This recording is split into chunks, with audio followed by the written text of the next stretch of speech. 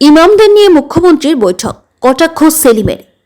মুখ্যমন্ত্রী সাপের মুখেও চুমু খাচ্ছে, আবার ব্যাঙের মুখেও চুমু খাচ্ছে, এমনটাই কটাক্ষ সেলিমের। এই রাজ্যে গন্ডগোল হচ্ছে আর বাংলাদেশের নাম উঠছে, তাহলে এখানকার পুলিশ প্রশাসন রাজ্যের মুখ্যমন্ত্রী কি করছেন? আঙুল চুষছেন? রাজ্য সরকার এবং কেন্দ্রীয় সরকার আইন শৃঙ্খলা রক্ষার ক্ষেত্রে উভয় সরকারেরই দায়িত্ব। হনুমান জয়ন্তী, রামনবমী, তার সঙ্গে ঈদ, এই ধরনের গন্ডগোলে আশঙ্কা চলছিল। তাহলে পুলিশের কাছে কোনো খবর ছিল না? কেন এসপিকে বরখাস্ত করা হলো না? আমরা 34 বছর ক্ষমতায় ছিলাম, কোনোদিনও দাঙ্গা হয়েছে? আজ মালদার মানিকচকে বিভেদ নয়, সম্প্রীতি এবং ঐক্য গড়ে তুলুন।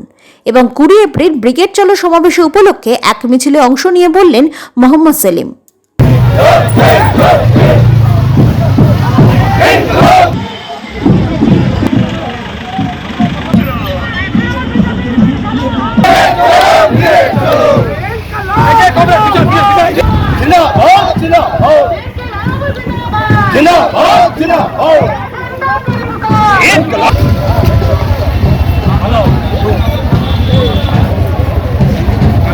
ওয়াকআপ নিয়ে আজকে মমতা বন্দ্যোপাধ্যায় বৈঠক করেছেন এবং মৌলভীদের সঙ্গে বৈঠক করেছেন। আপনার রিয়াকশন? সুপ্রিম কোর্টে বিচার হচ্ছে, সেখানে আমরা রিট পিটিশন দিয়েছি। পার্লামেন্টে যখন বিলটা এসেছিল তখন মমতা এমপিরা কী করছিল? কারণ ইমাম মসজিদের সঙ্গে আলাদা করে বৈঠক করছে কেন? সে তো রাজ্যের মুখ্যমন্ত্রী, ওটা দেশের নেতা। তাহলে দাঁড়িয়ে যখন পার্লামেন্টে তার এমপিরা ভোট দিল না, সেখানে কি সিদ্ধান্ত নিলেন? যদি সাপের মুখে চুমু খাচ্ছেন, ব্যাঙের মুখে চুমু খাচ্ছেন। আমাদের দেশে এবং আমাদের রাজ্যে কি অপরাধ সরকার আছে?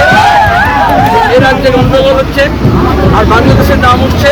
মানে এখানকার পুলিশ প্রশাসন, বর্ডার সিকিউরিটি ফোর্স, সীমানা, হোম মিনিস্টার, রাজ্যের মুখ্যমন্ত্রী কী করছেন? আমি চুষছেন দায়িত্ব উভয় সরকারের দায়িত্ব। আমরা এক পেশে হতে পারবো না। রাজ্য সরকার এবং কেন্দ্র সরকার উভয় আইন শৃঙ্খলা রক্ষার দায়িত্ব রাজ্য সরকারের। সেখানে দাঁড়িয়ে আমরা আগে থেকে বলেছিলাম, এক এই হনুমান জয়ন্তী, রামনবমী, তার সঙ্গে হচ্ছে ঈদ, তার আগে থেকে এই ধরনের গণ্ডগোলের আশঙ্কা চলছিল। তাহলে পুলিশের কোনো খবর ছিল না? এখন ঘটনা পরে বলছেন, আর যখন ঘটনা ঘটছিল 4-5 ঘন্টা রাজ্যের পুলিশ কোথায় ছিল? এখন জিজ্ঞেস করেছেন কেন এসপিকে বরখাস্ত করেননি? কেউ সামলাতে পারছে না। বামফ্রন্ট ছাড়া, সিপিএম ছাড়া কোনো গতি নেই।